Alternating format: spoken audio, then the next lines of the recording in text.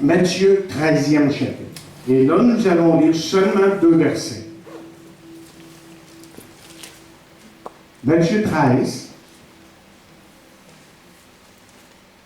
Nous lisons, il leur proposant une autre parabole, et il dit, le royaume des cieux est semblable à un grain de sénévé qu'un homme a pris et semé dans son champ. C'est la plus petite de toutes les semences, mais quand il a poussé, il est plus grand que les légumes et devient un arbre, de sorte que les oiseaux du ciel viennent habiter dans ses branches. Prions pour que le Seigneur parle à nos cœurs. Notre Dieu, encore une fois, nous sommes devant toi et devant ta parole surtout, et nous voulons que par ta parole, tu puisses parler à nos cœurs. Nous avons tous besoin de comprendre ce que tu nous dis ici. Et tu as parlé d'abord à tes disciples, à ceux qui étaient là dans ton temps, mais je sais que cette parole est aussi pour nous.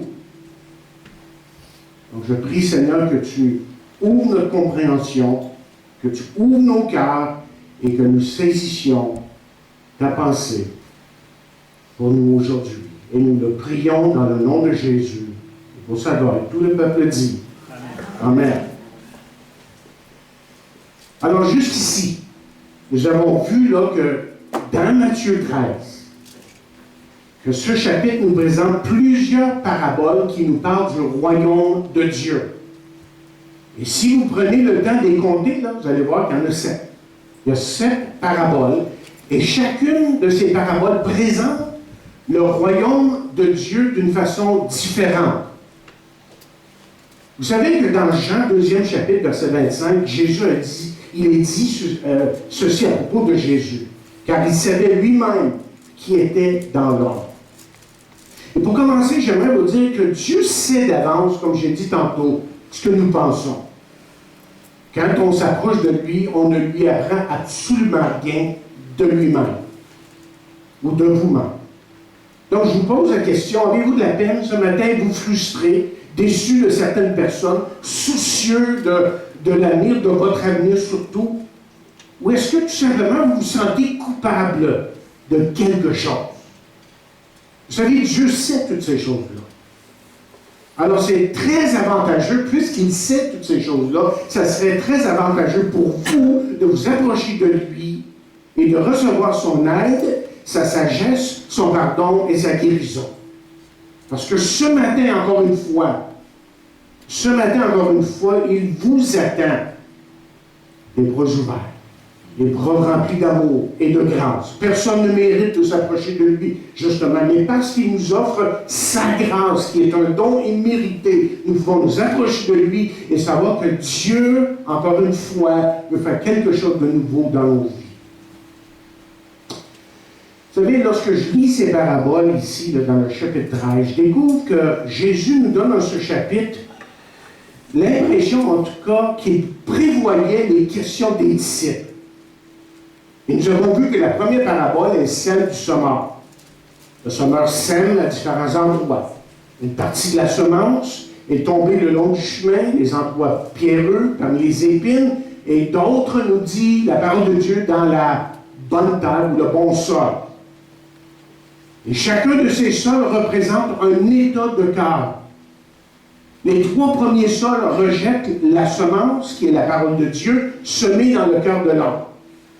Ce qu'on apprend dans cette parabole que la plupart de vous connaissez, c'est que seul le bon sol ou le cœur réceptif, vous rappelez, on a parlé du cœur réceptif, reçoit la semence et produit du fruit.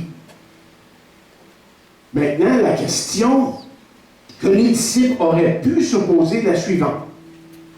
Que doit-on faire avec ceux qui ont rejeté ta parole, Seigneur? Et c'est là que Jésus introduit une autre parabole, la parabole de l'ivraie.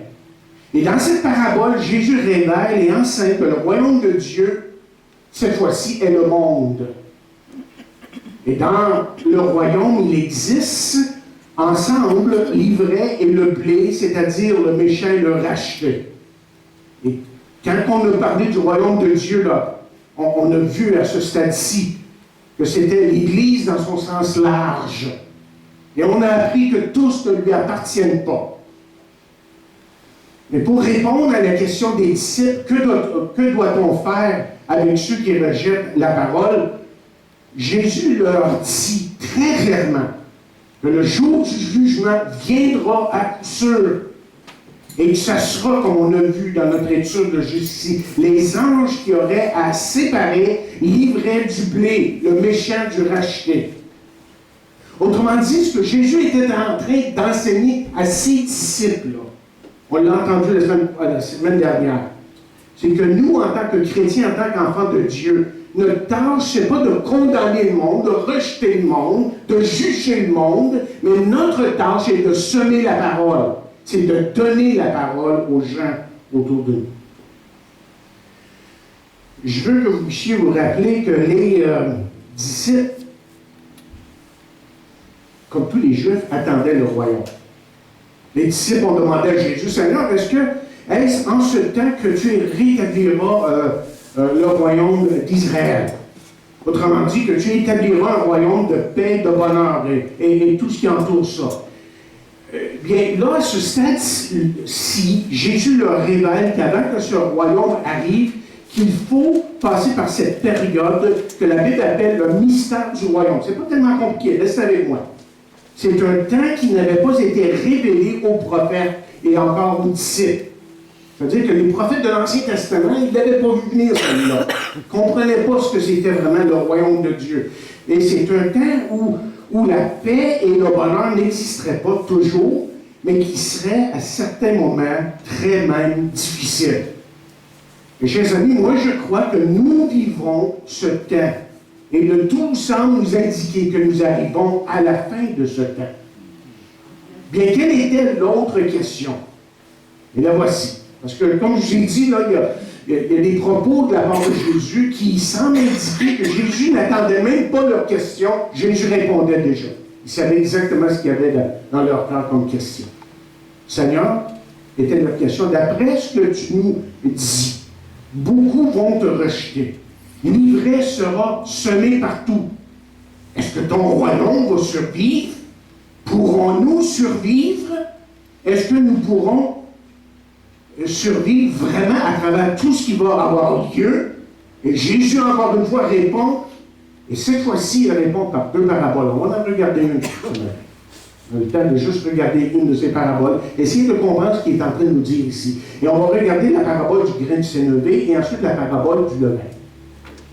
Je l'ai dit depuis le début, mais je pense que ça mérite d'être répété encore ici. Là. Que Jésus utilise quelque chose qui était très connu de ce temps-là pour annoncer une grande vérité. Quelque chose qui était très commun. Et la parabole nous parle d'un fermier qui sème un grain de sénévé. C'était quelque chose de très important comme grain en Israël dans ce temps-là. Et le grain de sénévé est encore, on nous dit, important aujourd'hui. Et vous remarquerez dans notre lecture au verset 32 que Jésus dit que le grain de sénévé est le plus petit de toutes les semences. La question qui se pose, c'est que est-ce que c'est vraiment la plus petite des semences? Ben, apparemment que non. Et pourtant, Jésus dit que c'est la plus petite des semences.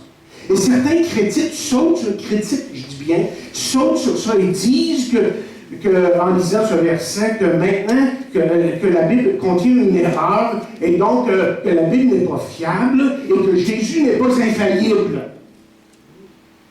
Et vous savez, aujourd'hui, plus que jamais, mais ça a toujours existé, plus que jamais, il y a un combat contre la parole de Dieu, la Bible. Certains cherchent justement à tout prix à désapprouver, à faire mentir, si je peux le dire comme ça.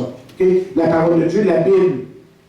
Ils font tout pour trouver une erreur, pour enfin la discréditer, afin que les gens rejettent la Bible, arrêtent de se fier à la parole de Dieu. Bon, ben, regardons de plus près ici ce semblant d'erreur, selon certains. On va le voir en deux volets. D'abord, le mot grain ici, dans le grec, vient du mot sperma, qui est aussi utilisé dans d'autres passages de la parole de Dieu. Et ce mot grec est toujours utilisé en rapport avec un plant cultivé.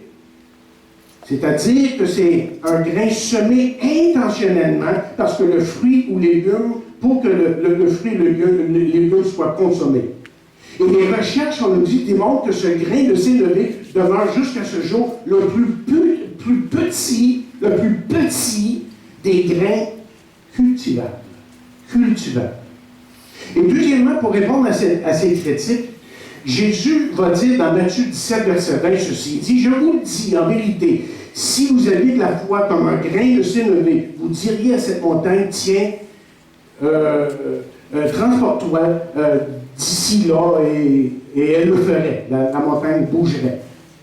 Autrement dit, ce qu'on apprend ici, c'est que Jésus utilisait un proverbe très connu dans ce temps-là, pour enseigner une grande vérité.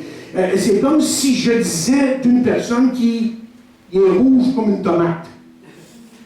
OK? Et dans cette parabole, Jésus n'est pas en train de donner un cours d'agriculture. Qu'est-ce que j'essaie de dire ici? Chers amis, Jésus ne s'est pas trompé sur ce détail concernant le grain de sénévé. Et si Jésus ne s'est pas trompé sur ce détail, ça nous démontre que dans tous les petits détails et les grands détails, nous pouvons avoir confiance dans la parole de Dieu, la Bible. Et s'attendre à ce que la Bible, la parole de Dieu, continue à nous parler aujourd'hui. Certains disent que Jésus s'est aussi trompé en disant au verset 32 que le grain de sénévé devient un arbre. Bien, on nous dit qu'un grain de sénévé peut grandir ou pousser jusqu'à 15 pieds d'auteur. Il avait l'apparence d'un arbuste, mais comme arbre était un refuge, un lieu de repos pour les oiseaux. Donc, ce qu'on découvre ici, juste dans ces quelques paroles-là, et je sais que c'est des détails, vous dites, mais ça veut dire quoi tout ça pour moi aujourd'hui? Et ça veut dire tout simplement que Jésus n'est pas en train de parler à travers son chapeau. Encore là, une autre expression qu'on utilise de temps en temps, parler à travers son chapeau. On veut dire que Jésus n'a pas parlé en l'air, que Jésus n'a jamais parlé pour rien. Et que chacune de ses paroles, chaque parole que Jésus prononçait, étaient des paroles de vie. Jésus n'a pas parlé à travers son chapeau, comme on dit. Ne serait-il pas temps que vous faites confiance, que vous fassiez confiance à la parole de Dieu et que vous laissiez la parole de Dieu vraiment diriger votre vie? La parole de Dieu déclare ceci, justement, Dieu, sans tenir compte des temps d'ignorance, annonce maintenant à tous les hommes, en tout lieu, qu'ils aient à se repentir, parce qu'il a fixé un jour où il jugera le monde selon la justice par l'homme qu'il a désigné, ce dont il a donné à tous une preuve certaine en le ressuscitant des morts. OK. Ça, c'est juste l'introduction. Je veux maintenant qu'on essaie de comprendre ce que Jésus est vraiment en train d'enseigner dans cette parabole. Et remarquez que dans notre texte, l'explication n'est pas donnée, mais je pense qu'on peut supposer, prendre pour acquis, autrement dit, que Jésus l'a expliqué à ses disciples. Et vous savez, nous non plus, on n'est pas dépourvus, là, parce que nous avons Jésus ici présent parmi nous. Il nous a donné son Saint-Esprit pour nous éclairer. Et c'est pour ça que Jésus, avant de partir, rappelez ce qu'il a dit. Il dit, quand le Consolateur sera venu, l'Esprit de vérité, il vous conduira dans toute la vérité. Qui est-ce qui nous conduit dans toute la vérité? C'est le Saint-Esprit. Car il dit, il ne parlera pas de lui-même, mais il dira tout ce qu'il aura entendu et il vous annoncera les choses à venir. Maintenant, souvenez-vous de la question des disciples. Question que Jésus, je pense, a anticipée. Ils n'ont même pas eu besoin de la poser. Ils savaient ce qui trottait dans leur tête. Seigneur, après ce que tu nous dis, la plupart vont te rejeter. Est-ce que ton royaume va survivre? Est-ce que nous allons survivre? Le sujet, je vous rappelle, je vous ramène, là, pour ceux qui n'ont pas suivi cette série jusqu'ici. Le sujet ici, là, c'est le royaume de Dieu. C'est très important de garder ça en vue. Et la réponse de Jésus est simplement ceci. La réponse de Jésus, et ce que Jésus est en train de nous enseigner ici, est incroyable. Ce qu'il dit, c'est que le royaume de Dieu aura un petit commencement. Au commencement, il sera presque imperceptible, comme un grain de sénévé. Est-ce que vous saisissez ce que je suis en train de dire? Que le commencement, ça a l'air pas important, imperceptible, comme un grain de sénévé, on ne le voit pas. Justement, dans Luc 17, on lit, les pharisiens demandèrent à Jésus quand viendrait le royaume de Dieu. Il leur répondit, le royaume de Dieu ne vient pas de manière à frapper les regards. On ne dira point, il est ici ou il est là, car voici le royaume de Dieu est au milieu de vous. Il est déjà là. Et savez-vous que les disciples avaient besoin d'entendre ce message-là? Et je vais vous dire pourquoi ils avaient besoin d'entendre ce message-là. C'est que viendrait le jour où celui qui leur parlait, qui leur disait, qui leur enseignait ces paroles, serait crucifié. Viendrait le jour où il se sentirait tout à fait abandonné, opprimé et rejeté. Viendrait le jour où il se demanderait si ça valait la peine de continuer. Et Jésus ici, par ses paroles, est en train de les encourager et de leur dire que tout ça fait partie de son plan. Il n'y a pas d'accident dans le plan de Dieu, dans le parcours de Dieu. Le grain de sénévé est très petit.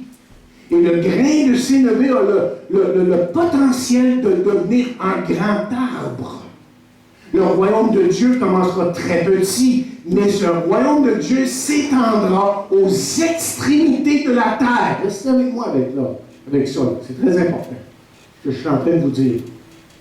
C'est ça que Jésus est en train d'enseigner. Il est là, devant ses disciples, il est en train de dire, ce grain-là va devenir un arbuste. Ils savaient déjà, ce n'était pas nouveau pour eux. Mais à travers ça, Jésus est en train de leur enseigner une leçon spirituelle. Il y a quelque chose derrière ça qui vient de Dieu et qui nous enseigne quelque chose sur le royaume de Dieu. La naissance de Jésus a eu lieu dans une étable remplie de centaures d'animaux. Mais de cette crèche-là, il y a 2000 ans, chers amis, un homme est venu, et un homme est venu qui a marqué l'histoire comme aucun homme a marqué l'histoire, c'est-à-dire Jésus-Christ. Et les disciples étaient des hommes, pour la plupart, pas tous, mais pour la plupart, peu instruits, faibles, peureux, inconséquents. Et quand Jésus est parti dans la chambre à haute, il n'était que 120 personnes, 120 disciples, pas plus que ça, là. Et pourtant, un peu plus loin, dans le même livre, les Actes des Apôtres, on découvre que ces mêmes personnes ont bouleversé le monde par l'évangile de Jésus-Christ. Et parce que ces hommes ont été fidèles et engagés et voués à l'évangile de Jésus-Christ, l'évangile de Jésus-Christ nous est parvenu à nous aujourd'hui. Pensez-y un instant. S'il avait abandonné, on ne connaîtrait pas Jésus-Christ. On ne serait pas dans le royaume de Dieu. Le royaume de Dieu commencera petit, insignifiant, mais arrivé à la fin du monde. Prenez note de ce que je viens de dire. Mais arrivé à la fin du monde, lorsque les anges auraient séparé les vrais du blé, le méchant du racheter, le royaume de Dieu, à ce moment-là, sera partout sur la terre. Mais moi, je vous pose la question, est-ce qu'on est là? Oui. Est-ce que le royaume, l'Évangile, est partout sur la terre aujourd'hui, comme jamais auparavant? Oui. Comme jamais auparavant. Et la Bible est remplie de passages qui nous parlent de son royaume glorieux. Par exemple, dans Apocalypse 11, verset 15, il est dit, le septième ange sonna de la trompette. Il y eut dans le ciel de fortes voix qui disaient, c'est imagé évidemment, hein? Le royaume du monde est rempli, le royaume du monde, c'est ça, est remis plutôt à notre Seigneur et à son Christ, et il régnera au siècle des siècles. Maintenant, remarquez la dernière partie de cette parabole, au verset 32, la dernière partie. Il dit, de sorte que les oiseaux du ciel viennent habiter dans ses branches. Ça veut dire ça, encore une fois. Jésus est en train d'enseigner quelque chose de très important. Il y a un homme de Dieu a écrit, il nous propose par ses paroles, que ces paroles nous parlent de la bénédiction du royaume de Dieu. Et dans la Bible, une nation, un royaume est souvent représenté par l'image d'un arbre. Et on va prendre le temps. Je sais que le temps passe vite, mais dans Daniel, on va juste prendre le temps de regarder dans Daniel, le 4e chapitre. Juste ces quelques versets, vous allez saisir l'idée ici. Lorsqu'il est dit dans le chapitre 4 de Daniel, versets 10 à 12, ces paroles. Il dit, voici les visions de mon esprit pendant que j'étais sur ma couche, sur mon lit. Je regardais, voici, il y avait au milieu de la terre un arbre d'une grande hauteur. Cet arbre était devenu grand et fort. Sa cime s'élevait jusqu'aux cieux et on le voyait des extrémités de la terre. On parle de quoi? On parle d'une nation. L'arbre ici, c'est une nation. OK? Et son feuillage était beau et ses fruits abondants. Il portait de la nourriture pour tous.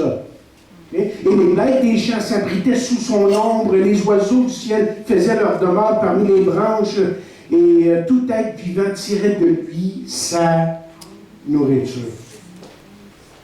Quand Jésus dit ici de ça, que les oiseaux du ciel viennent habiter sous ses branches, c'est la même idée, c'est que le royaume de Dieu sera une bénédiction pour les autres petits. Ça parle de quoi, ça? Et John MacArthur utilise l'exemple des États-Unis, par exemple, dans son commentaire, qui a été d'abord fondé sur des principes bibliques. C'est un pays qui a été fondé par des chrétiens, essentiellement.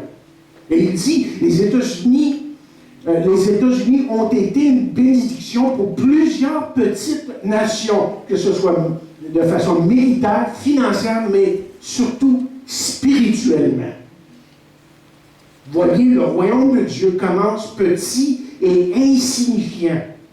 Et le royaume de Dieu sera influencé toute la terre lorsque Jésus reviendra sur la terre. Et il y a plus que jamais aujourd'hui des missionnaires qui prêchent l'Évangile, même en Chine, dans des pays qui sont fermés, même dans des pays musulmans. En tout cas, s'ils ne peuvent pas se rendre directement, il y a toujours la radio, il y a toujours la télévision, il y a toujours l'Internet, et là, les gens dans ces pays qui sont fermés, même à l'Évangile, peuvent écouter l'Évangile de Jésus-Christ. Et Jésus est en train de dire qu'à la fin du monde, que l'Évangile sera répandu partout sur la terre. Il n'y a rien pour l'arrêter. Et l'homme avec sa technologie, lui, se pense fin. Dieu dit, c'est bien, continue. Je vais emmener mon Évangile. Je vais emmener ma parole à travers ça. Mais cette parabole ici a une signification pour vous ce matin. Et c'est là que je veux faire l'application. C'est bien de connaître le sens de cette parabole dans son sens spirituel. Mais là, comment est-ce que je peux appliquer? Ça veut dire quoi, ça? Que le royaume de Dieu était petit, que là, il est devenu gros, et que ça, c'est une marque de la fin des temps, c'est une indication que Jésus revient bientôt. Ça veut dire quoi pour moi aujourd'hui? C'est ça qui est important. Ça veut dire ceci, premièrement. Ça veut dire, premièrement, que vos idées peuvent faire une différence. Vous comprenez? Que vos idées peuvent faire une différence. Lorsque la parole de Dieu nous parle de la communion fraternelle, c'est aussi l'idée d'échanger nos idées, nos fardeaux et nos besoins. Et parfois, lors de la communion fraternelle, il y a une idée qui peut surgir pour répondre justement à un besoin que quelqu'un peut avoir pour une communauté et même pour toute une ville. C'est peut-être une idée qui semble insignifiante sur le coup, mais l'idée peut faire son chemin afin de répondre à différents besoins. William Wilberforce a été responsable de la libération des esclaves en Grande-Bretagne, il y a maintenant, évidemment, quelques centaines d'années de ça. Et vous savez quoi? L'idée est venue lors d'une conversation avec son ami. Et de cette conversation est venue la libération, si vous connaissez l'histoire, la libération de milliers d'esclaves. L'idée est venue dans une conversation entre chrétiens. Il faudra faire quelque chose. Ils sont allés, ils ont fait quelque chose. Et ça a touché des milliers de gens. Et l'Église aujourd'hui, notre Église a besoin justement des hommes et des femmes avec des idées, des pensées qui sont le fruit d'un fardeau qui vient de Dieu. Et Paul a dit au reste, frère, que tout ce qui est vrai, tout ce qui est honorable, tout ce qui est juste, tout ce qui est pur, tout ce qui est aimable, tout ce qui mérite l'approbation, ce qui est vertueux et digne de louange soit l'objet de vos pensées. Alors, la première chose que vous devez apprendre, ce que cette parabole est en train de vous enseigner, c'est que vos idées peuvent faire une différence. Et deuxièmement, ceci, votre témoignage peut faire une différence. Votre témoignage peut faire une différence. Et si Jésus-Christ est votre sauveur, vous pouvez toucher aujourd'hui la vie de quelqu'un que quelqu'un d'autre ne peut pas.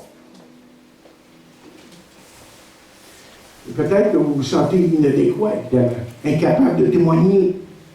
Vous n'avez pas le verbe, d'après ce que vous pensez de vous-même. C'est probablement le cas pour c'était probablement le cas pour la plupart des disciples au début.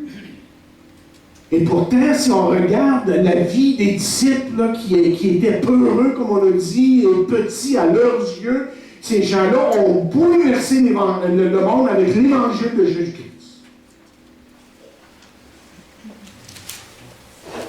Votre témoignage peut faire la différence dans la vie de quelqu'un. De quelqu'un que moi je ne connais pas, que vous côtoyez, que vous connaissez.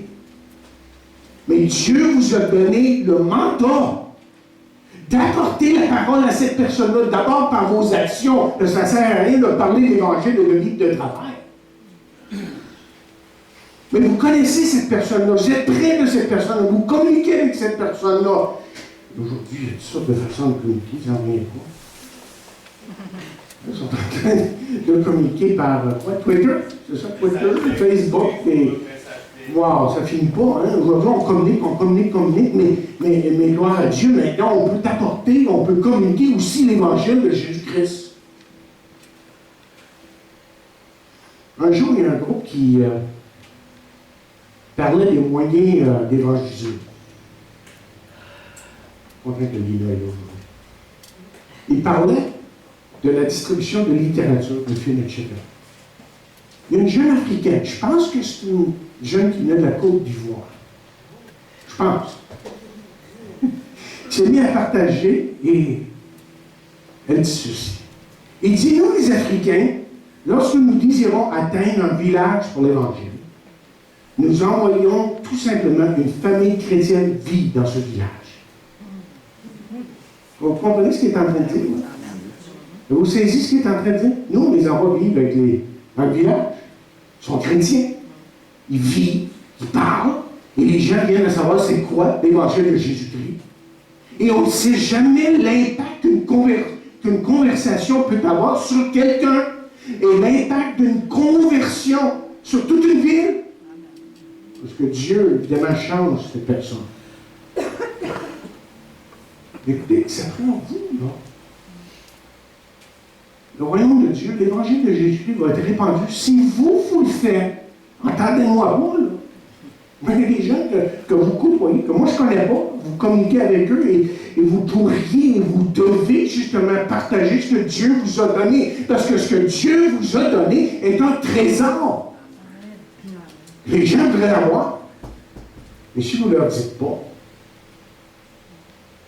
bien, il reste leur appétit. Et puis, et troisièmement, qu'est-ce que cette parabole est en train de nous enseigner ce matin? Elle nous enseigne une dernière chose.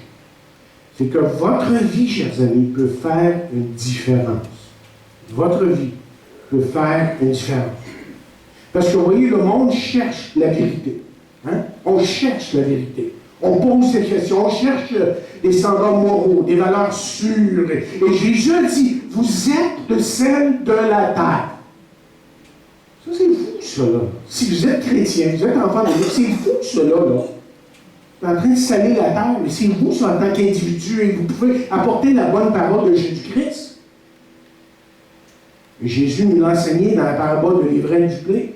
Notre influence peut justement toucher la vie des autres. Si, et je vais le dire comme ça me vient, si nous osons vivre pour lui. Vous comprenez ce que je suis en train de dire là? Si on ose vivre pour lui. Parce que je sais très bien que la plupart des gens autour de vous ont tourné le dos à l'Évangile de Jésus-Christ. Ne veulent rien savoir de l'Évangile. Mais vous, vous êtes à l'école, vous êtes à votre travail, vous êtes au bureau, vous êtes dans votre usine. Et malgré ça, votre mandat, et parce que vous avez quelque chose de si précieux, vous devriez le partager. Parce que si vous ne le faites pas, qui va le faire? Qui va le faire si vous ne le faites pas? Votre vie, cher ami, peut faire une différence aujourd'hui. Télémachus était un ermite qui vivait dans le désert, on dit. Et il sentit un jour que Dieu le dirigea à Rome. Et c'est là qu'il a vu une Rome décadente. Et là, un jour, il s'assit dans une arène où se trouvaient 80 000 personnes. Et devant lui, là, se trouvaient 2 gladiateurs qui se battaient jusqu'à la mort et pour le plaisir de la foule. C'était comme ça à ce temps-là. Le Télémachus a trouvé le spectacle horrible, insensé. Et vous savez ce qu'il a fait? Il a sauté dans l'arène pour arrêter les 2 gladiateurs. Et on le repoussa 1 fois, 2 fois, et puis on lui a coupé la tête.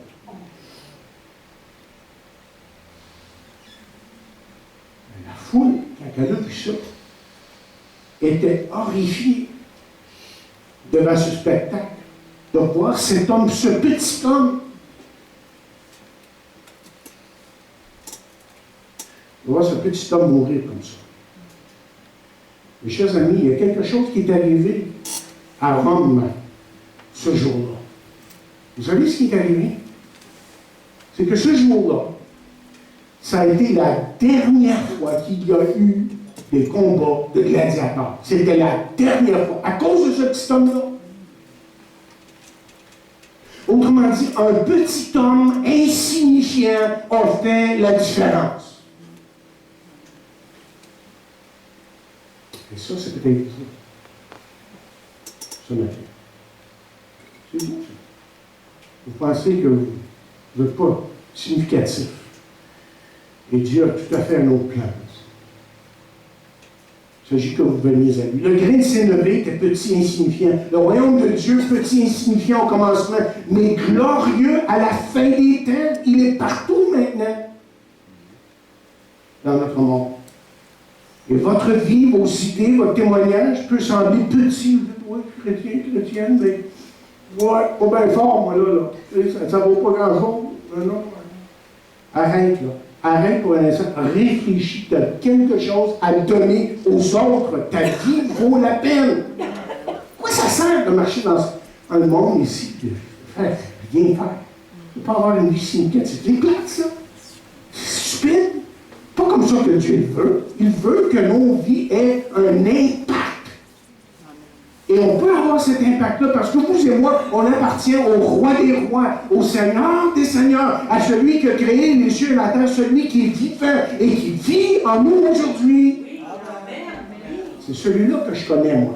Pas qui que vous connaissez, mais c'est même pas un Jésus qui est sur la croix, qui est descendu de la croix. Et en plus, il est ressuscité. Et maintenant, ce que Jésus veut faire, c'est de se faire connaître dans votre vie, personnellement.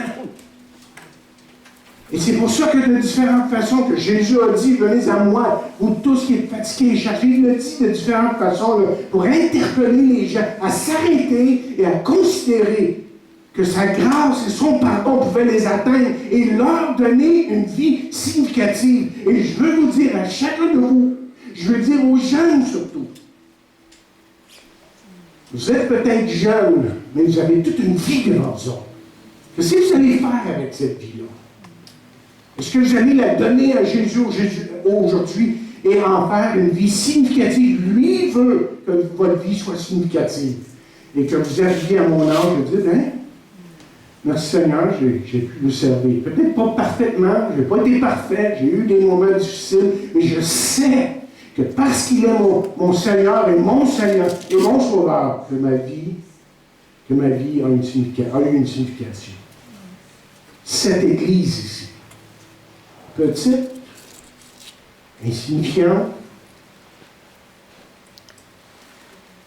mais Jésus est triomphant. Jésus, lui, est triomphant. Et c'est pour ça qu'on est là aujourd'hui, parce qu'on sait qu'on sert le roi des rois, le Seigneur des seigneurs. Et quand on est sur le côté de Jésus, vous savez quoi? Qui est-ce qu'ici aimerait, qui est-ce qu'ici aime l'idée d'être un perdant? Y a-t-il quelqu'un comme ça? Qui aime ça être perdant ici? De vous faire dire, peut-être un perdant. Mais quand tu es sur le côté de Jésus, tu es un gagnant. Vous pouvez être sûr de ça. Alors, ça vaut la peine de vous tourner vers Jésus et de le laisser aujourd'hui prendre contrôle de votre vie. Et si vous faites ça, vous ne serez jamais plus le même. Parce que Jésus va vous transformer. Et vous changer. Prions. Seigneur, ce matin, merci de ta parole. Tu prends quelque chose qui semble insignifiant et tu changes les vies. Et je prie que s'il y a quelqu'un ici ce matin qui a écouté, bien écouté ta parole et qui vient à toi, que tu pourras, Seigneur, encore une fois, te faire connaître dans tout ton amour et dans toute ta grâce. Je le prie dans le nom de Jésus. Amen.